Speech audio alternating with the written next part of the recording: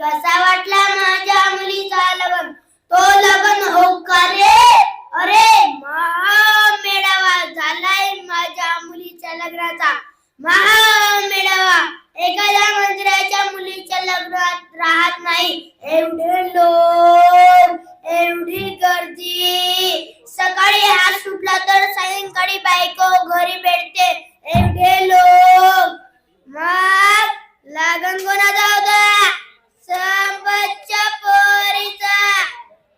का मजा गो? अरे 2 ते 3 महिने झाले माझ्या मुलीचा लग्न होऊन, तरी लोकांच्या हाताची जायची साथ तर भावची कशी झाली असेल.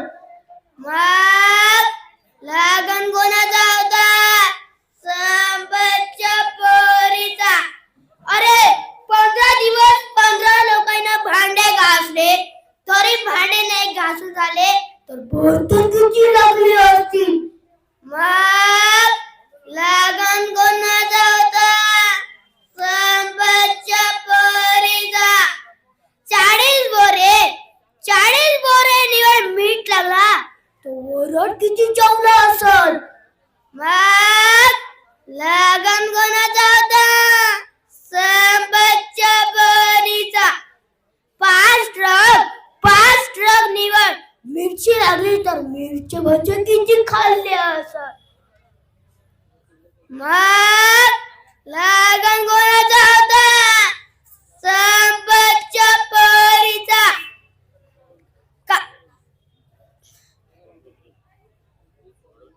ह्याच्या बहिण एवढ्याला गुलाबजामुन, फुटबॉल एवढ्याला जगाला पंक्तीवर दिला, तर लोकांनी विचार पडला खावाच्या की चुरपाच्या.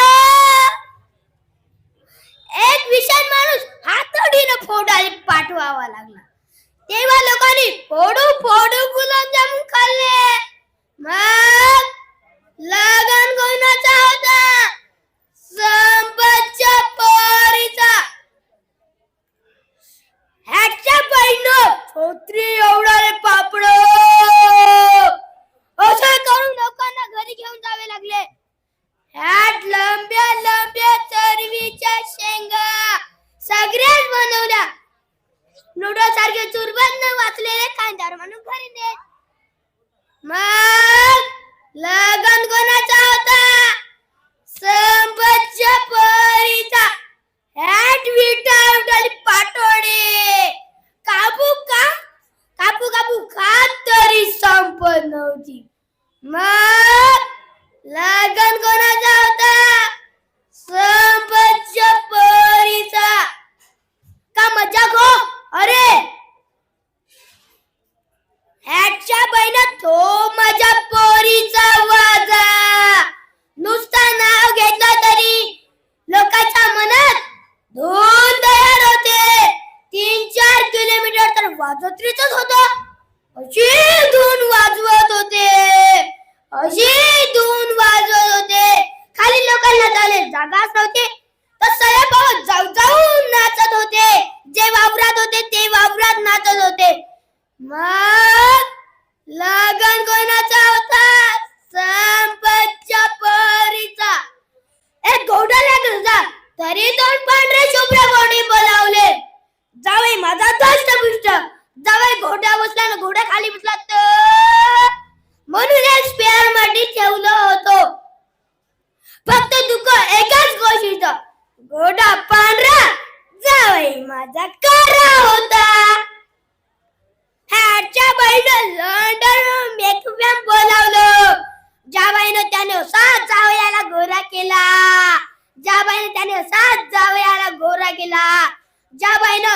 जावई घोडा बसला की जावया घोडा बसला, तो समजत नव्हता. मग लगन कोणाचा होता? संपतच्या पोरीचा. अरे तू म्हणजे मानवाणी गेली. ओ 5 झाले कापले तरी कमी पेटले. पेटी अलग खुरा ओमदेव संगीतसाठी विशेष अलग व्यवस्था होती. मग लगन कोणाचा होता? संपतच्या पोरीचा.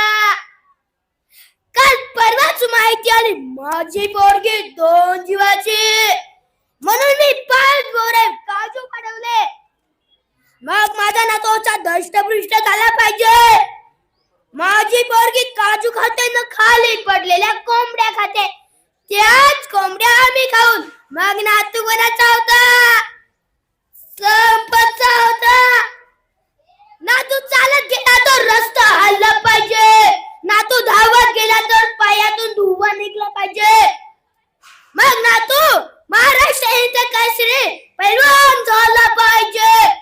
या गावातल्या पोरी माझ्या पोरीचं सुख जोडते न म्हणते लग्न कोणासारखं करायचं? संपत काकाच्या पोरी सारखं. मी म्हणतो काका काय नाही म्हणतात बाप म्हणा मीच लग्न लावून देतो. धन्यवाद.